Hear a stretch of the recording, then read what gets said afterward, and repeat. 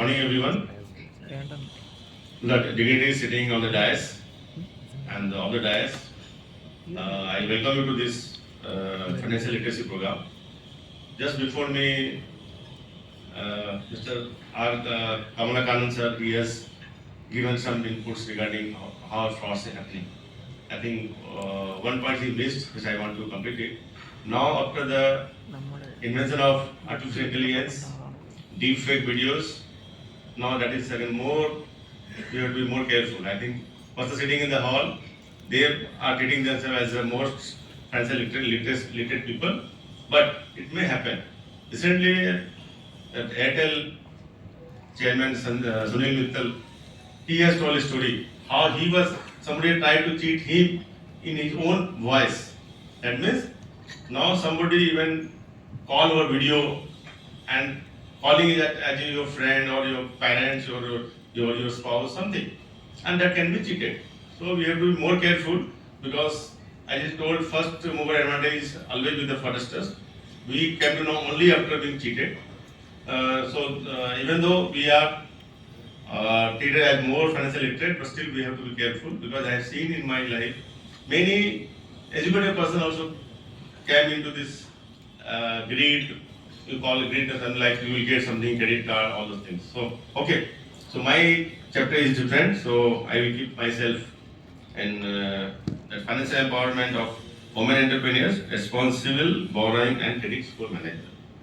So really it's both a privilege and a pleasure to address you all on the eve of the Reserve Bank of India's Financial Literacy Week. Financial empowerment of women entrepreneurs, responsible borrowing and credit score management is not just timely but also deeply significant in the context of India's evolving economic landscape. Women entrepreneurs are the backbone of our economy, driving innovation, creating jobs, and contributing to the nation's growth. Kerala, with its pioneering women-centric movement driven by Kudumsri, stand as a shining example and a model for other states to emulate in this regard. Kudumsri has instilled a culture of savings among rural women, transformed them into entrepreneurs, and facilitated by marketing of their products, significantly enhancing financial discipline among the women of Kerala. Yet, despite the immense potential, many women face unique challenges in accessing the financial resources, managing credit, and building sustainable businesses. Today, I want to emphasize the importance of financial literacy as a tool for empowerment and the critical role of responsible borrowing and credit score management in shaping the future of women-led enterprises. Financial empowerment is more than just access to funds. It is about equipping everyone with the knowledge, skills, and confidence to make informed financial decisions. For women entrepreneurs, this means understanding how to leverage financial goals to grow their businesses, manage risk, and secure the financial future. When women are financially empowered, the benefits extend far beyond individual success. Studies have shown that women reinvest up to 90% of their income into their families and communities, creating a ripple effect that drives social and economic development. By empowering women, by empowering, by empowering women entrepreneurs, we are not just transforming lives, we are transforming entire communities. One of the key pillars of financial empowerment is responsible borrowing. Access to credit is essential for business growth, but it must be approached with caution and foresight. Women entrepreneurs must understand the terms of loans, interest rates, and repayment schedules to avoid falling into debt traps. Responsible borrowings begin with a clear understanding of one's financial needs and capacity.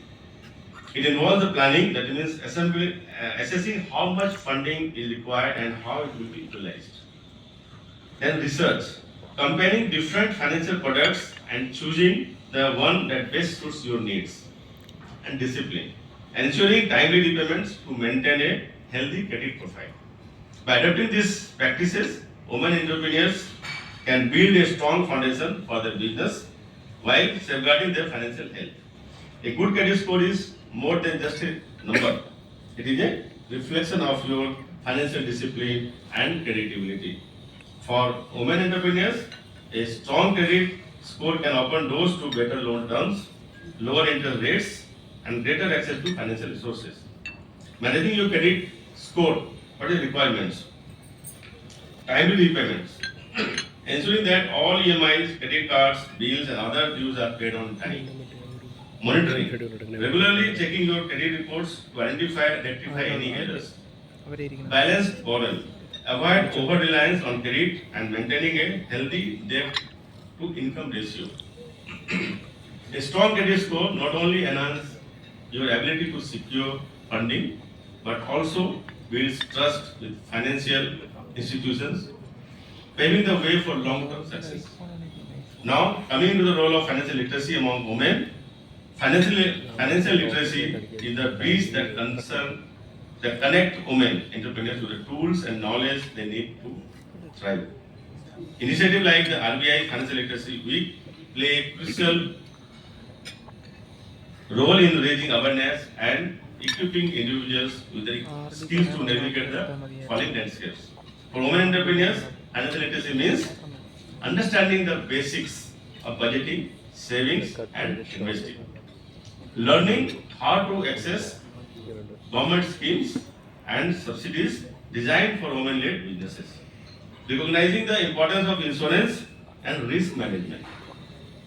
By fostering financial literacy, we can create an ecosystem where women entrepreneurs are not just participants but leaders in the economy.